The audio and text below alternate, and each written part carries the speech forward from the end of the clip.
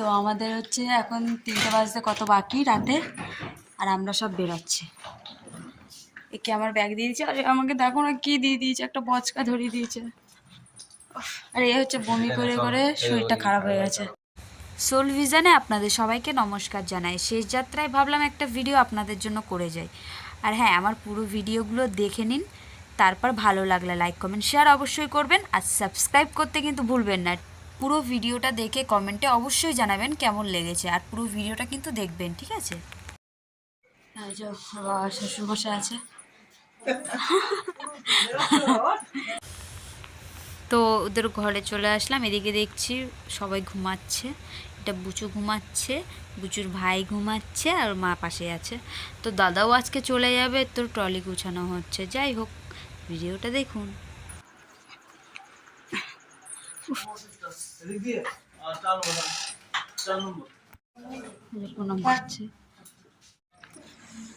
এই বাড়িটাকে আমরা সবাই মিস করব অবশ্যই।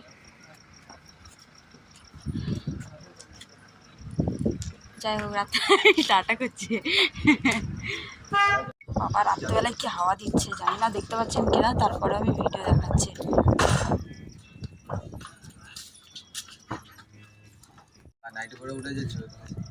দিদিটাকে জোর করে উঠালো, ঠিক আছে, বোঝা যাচ্ছে না। যাই হোক, যাবে ব্লগ বন্ধ বলছে। না না, সবাই তো ব্লগে আসছো। তো সবাইকে শেষ যাত্রায় টাটা দিয়ে দিলাম, ঠিক আছে। সবাইকে দেখে আমার সত্যি খারাপ লাগছিল। তো আমাদেরকে ছাড়তে এসেছিলো হচ্ছে গলুর শ্বশুরমশাই। তো আর আমার পাশে, মানে গলুর পাশে আছে হচ্ছে গিয়ে গলুর ননদের হাজব্যান্ড, উনিও আমাদের সাথে আজকে মানে চলে যাচ্ছে আর কি।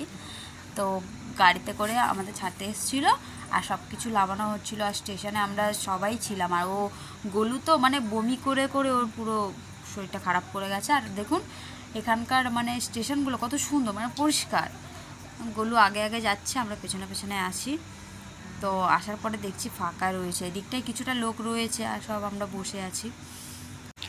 এখানে দেখতে পাচ্ছ কত লাগেজ হয়ে গেছে, আর এদিকে এই মালটা বমি করে করে পুরো অবস্থা খারাপ। আমি আর দাদা মিলে খুব হাসাহাসি করছিলাম এর বমি করা নিয়ে, আর এদিকে ওর শ্বশুরমশাইও দেখে হাসছে। যাই হোক, সেটা বড় কথা। তো এখানে হচ্ছে দাদাও শুয়েছিল, তখন সকাল হয়ে গেছিলো, আমি তারপর ভিডিওটা স্টার্ট করেছি।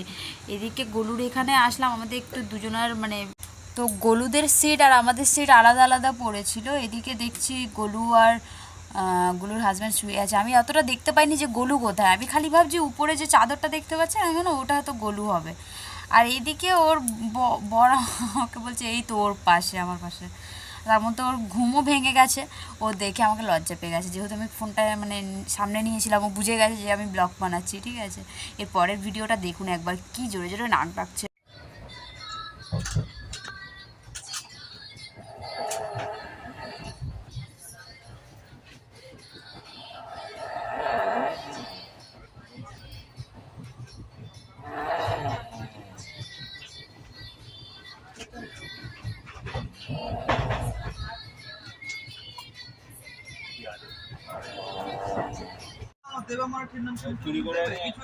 আপনারা কিছু একটা বলছিলেন মনে হয় না ব্যাগের সম্পর্কে? আর কি বলছে ফোন করে, কি একটা ব্যাগে লক্ষ্য রাখতে পারে না, সবকটা কি জানে একটা বললো। হ্যাঁ, আমি ভাবছি কি হলো।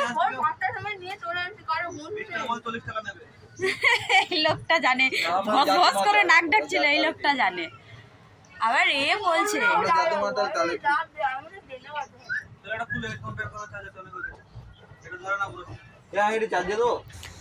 অনেক দিনের পর বর্ধমানকে দেখে খুব ভালো লাগলো, মানে স্টেশন। তো দাদাকেও আমরা এখান থেকে টাটা করে দিলাম, ওই যে চলে যাচ্ছে। বলে প্যারিস ভালোবাসার শহর, আর আমি বলি কলকাতা ফ্যাশনের শহর।